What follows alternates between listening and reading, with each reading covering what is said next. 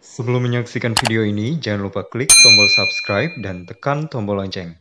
Selamat menyaksikan.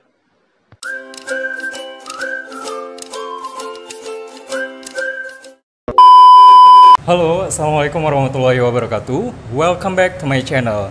Di video kali ini kita bakal ngobrol-ngobrol sama salah seorang wanita cantik yang tentunya juga berprestasi ya. Di video kali ini nanti kita akan bertanya-tanya terkait pengalamannya ketika mengikuti beasiswa LPDP luar negeri dan juga bagaimana pengalamannya ketika mengenyam pendidikan di negeri tujuan tersebut. Kakaknya perkenalkan dulu siapa nama dan juga alumni program LPDP tahun berapa, kemudian ke negara mana. Oke, terima kasih. Halo semuanya, nama saya Ainun, saya alumni LPDP. Waktu itu tesnya di tahun 2016, saya juga berangkat di tahun 2016. Kebetulan pemilihan negaranya waktu itu ke Inggris, di University of Leeds. Terus saya kembali lagi ke Indonesia di tahun 2017. Gitu deh perkenalannya. Oke, Kak Ainun gimana kabarnya nih? Lama banget kayaknya kita nggak ketemu ya. Lama banget ya nggak ketemu ya. Jadi sebagai informasi tambahan juga, saya sama Kak Ainun ini sebenarnya dulu sempat satu kelas ya. Di SMA itu satu kelas. Jadi tapi awalnya itu kita beda kelas bukan sih?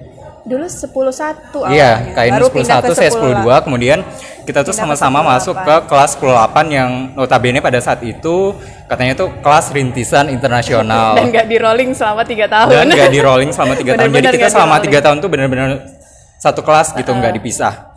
Oke, kalau sekarang kesibukannya apa nih, Kak Ainun? Sekarang saya jadi dosen di Universitas Mula Warman di program studi ilmu komunikasi. Semenjak? Baru jadi dosen sih sejak diangkat jadi CPNS tahun 2018 sampai sekarang. Oh gitu. Jadi memang dulunya saya bukan dosen, dulunya saya kerja di salah satu perusahaan. Kemudian setelah 4 tahun kerja, 3 tahun 7 bulan kerja, saya lanjut S2. Pulang dari S2, saya berpikir pengen cari kegiatan yang yang lebih fleksibel gitu. Makanya saya pilih untuk jadi dosen, gitu sih. Oke. Karena kita kan akan berbicara tentang pengalaman Kak Ainun mengikuti beasiswa LPDP.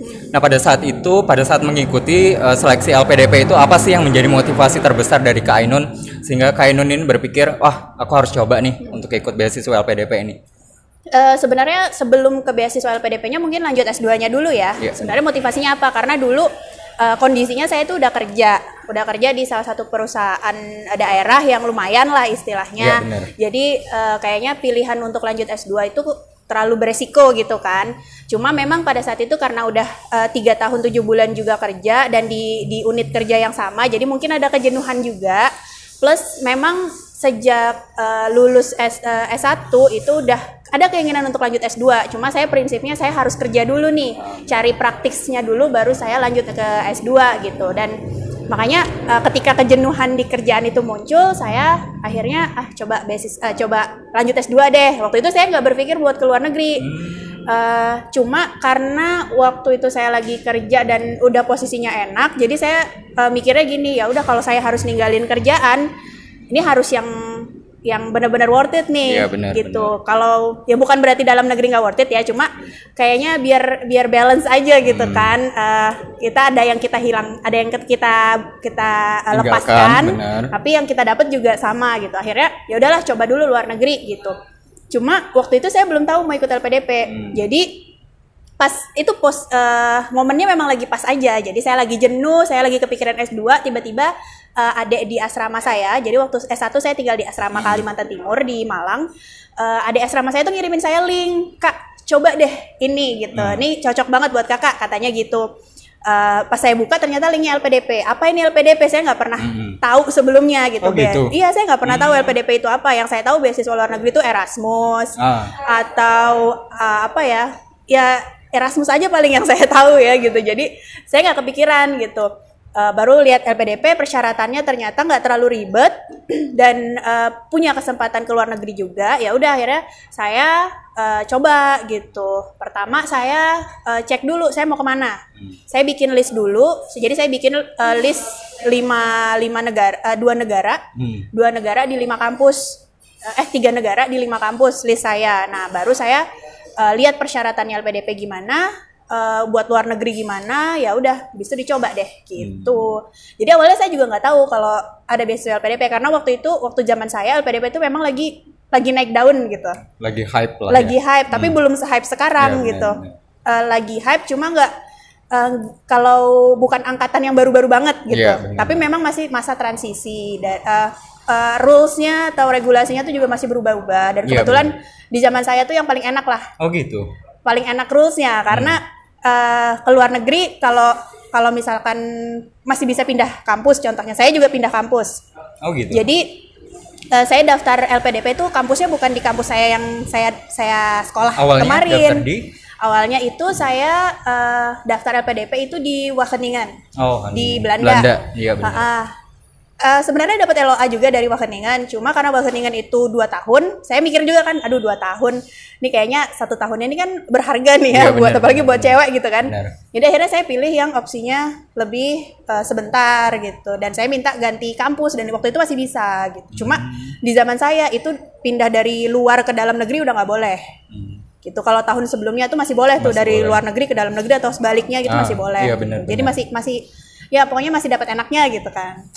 Jadi alhamdulillah banget lah ya. Ketika Kak Ainun pada saat itu memiliki keinginan, alhamdulillah tuh kayak dimuluskan jalannya gitu ya. Iya, mulus banget sih.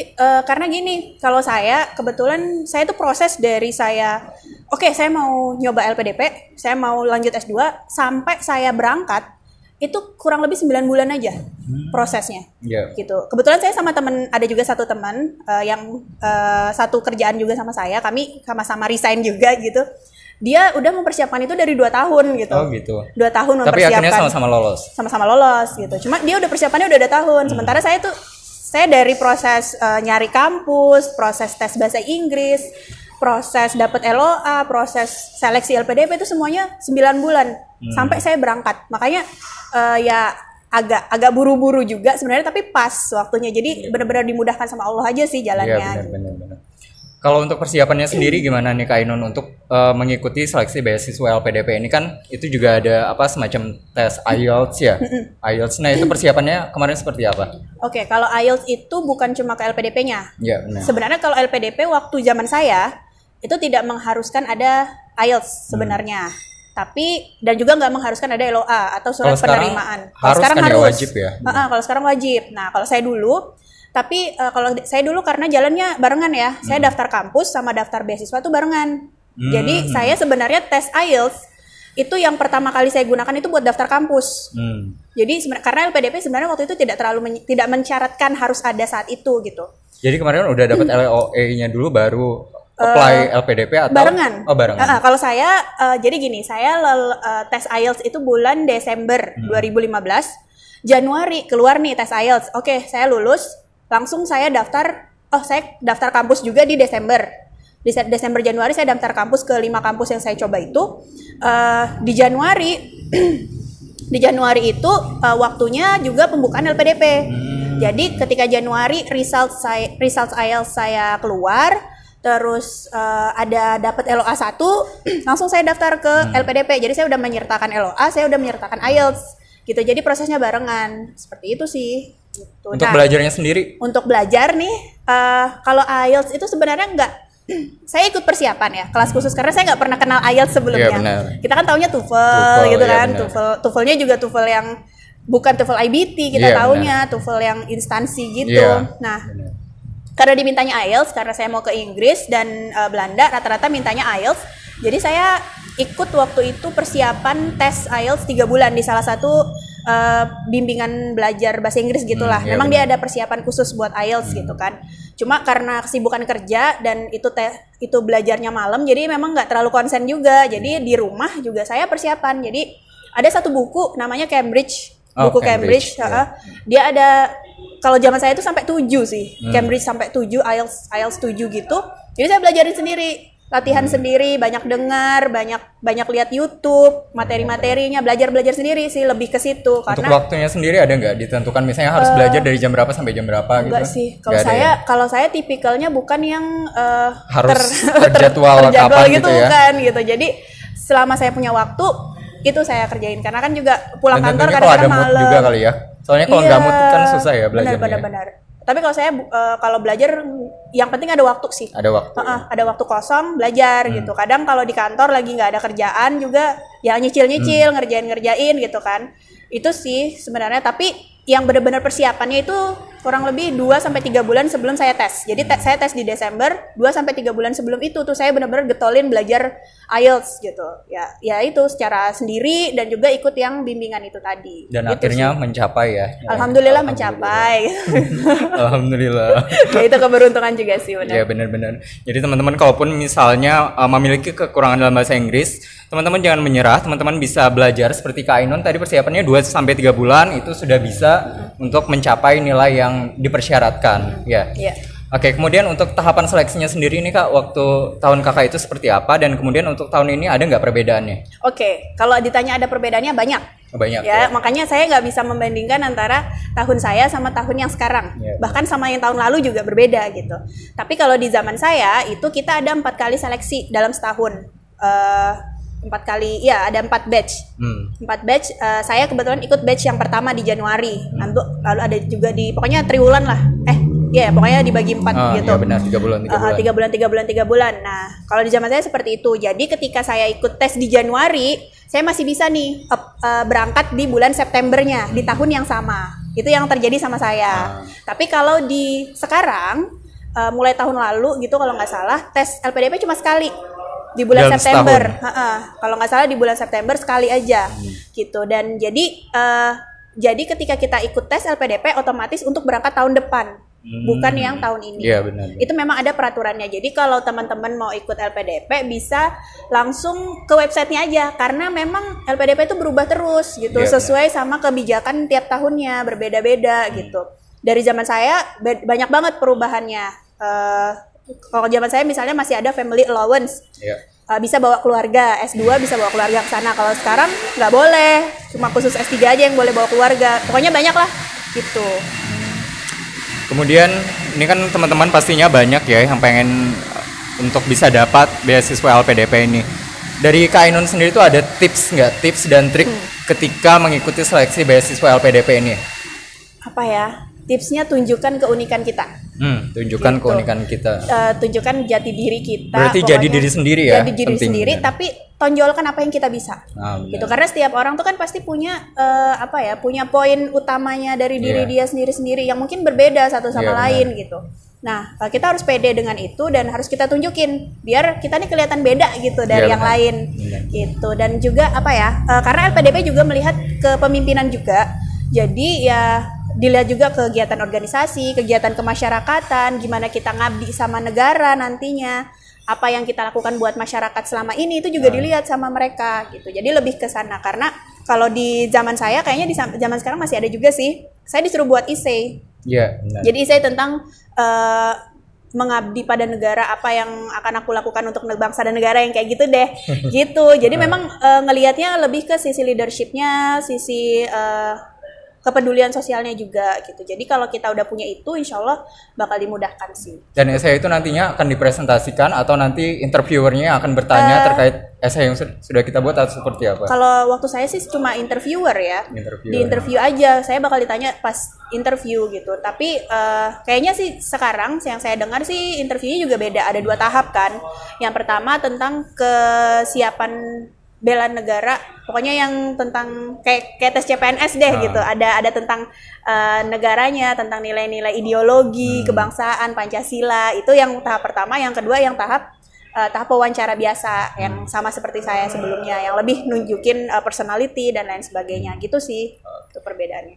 Kemudian ada pengalaman unik nggak sih pada saat tes untuk beasiswa LPDP ini? Apa ya pengalaman uniknya ya? Kalau dulu itu biasa sih, maksudnya ya. Mungkin pada saat berhadapan dengan interviewernya ada sesuatu yang menarik gitu ya, yang bisa dibagikan. Cuma ditanya sih pertanyaan psikologis sebenarnya. Jadi yang interview saya waktu itu ada 3 orang. Yang pertama itu dari LPDP, yang kedua dari akademisi, yang ketiga itu dari psikolog. Nah, yang menarik mungkin pertanyaannya psikolog ini. Jadi saya disuruh milih, misalnya pilih bunga mawar apa bunga ini gitu. Menurut saya kenapa tiba-tiba ditanyain kayak gitu? Saya juga bingung kan, nggak bisa saya nggak bisa memperkirakan ada pertanyaan kayak gitu. Jadi maksudnya saya korelasinya apa gitu kan dengan kuliah gitu kan. Jadi ya udah akhirnya saya jawab sesuai sama diri saya sendiri gitu sih. Itu sih mungkin yang unik. Oke. Untuk mengikuti beasiswa LPDP ini sendiri, ada yang ingin disampaikan lagi dari Kak Ainun sebelum kita akhiri untuk sesi yang pertama ini? Apa ya, yang penting semangat dulu dan yakini dulu mau kemana. Kalau kita udah, kadang kan gini, orang mau, ya saya cuma pengen S2 aja, pengen nyoba aja gitu. Kenapa milih di sini? Ya karena saya mau coba aja Pak, misalnya kayak gitu. Jangan sampai keluar ketidakyakinan itu dari diri kita. At least kita dulu yakin gitu. Kalau kita sendiri nggak yakin, nanti kita nggak bisa meyakinkan orang lain juga. Harus gitu. Ada reason yang kuat ya. Harus ada kenapa reason yang kita kuat. ingin mengapply untuk beasiswa ini. Yes, apa yang kita tulis kita harus bisa pertanggungjawabin juga. Ketika kita nulis kita aktif di organisasi A, B, C, ya kita juga harus bisa menunjukkan itu gitu. Karena itu pasti keluar lah di ketik personality kita akan keluar dengan sendirinya kayak gitu sih. Sama banyak-banyak lihat website aja deh. Karena saya ngomong sekarang mungkin ketentuan tahun depan tuh beda lagi gitu. Bahkan sekarang nih kampus sudah nggak se-fleksibel dulu. Kalau saya dulu kampus mana aja boleh. Jadi sesuai QS ranking biasanya kita ngelihat. Kalau ranking 100 besar dunia itu udah aman lah ceritanya. Jadi tapi sekarang kampusnya tuh justru dibatasin dan sekarang tuh banyak banget tipe beasiswanya. Ada yang beasiswa reguler. Itu biasanya untuk kampus-kampus yang yang tingkat A-nya dunia gitu kayak Harvard atau MIT dan lain sebagainya gitu kan. Terus ada juga yang khusus buat dosen, itu juga beda lagi, kampusnya kebanyakan dalam negeri. Lalu ada juga yang beasiswa santri, beasiswa PNS, Polri dan lain sebagainya. Jadi banyak banget di afirmasi juga ada. Jadi dicari mana yang sesuai kebutuhan dan kalau berdasarkan pengalaman nih ya, banyak teman-teman yang S1 itu biasanya dia dari bidik misi, jadi lebih gampang masuknya ke LPDP. Oh gitu. Jadi kalau misalnya satunya bidik misi itu lebih gampang untuk ada jalurnya sendiri. Ada jalurnya masuk ke jalur afirmasi yang bidik misi gitu. Jadi lebih jalannya udah ada. Karena sekarang LPDP itu lebih spesifik gitu. Jadi kalau kita nggak punya, kita bukan bidik misi, kita bukan PNS, kita bukan dosen gitu, ya pilihannya cuma reguler. Sementara kampus reguler kan juga yang kelas A semua nih, nggak gampang juga masuknya gitu. Nggak seperti zaman saya juga. Oke, terima kasih Kak Ainun untuk share-nya terkait pengalaman mengikuti seleksi beasiswa LPDP ini. Itu dia teman-teman, tadi sedikit sharing dari Kak Ainun.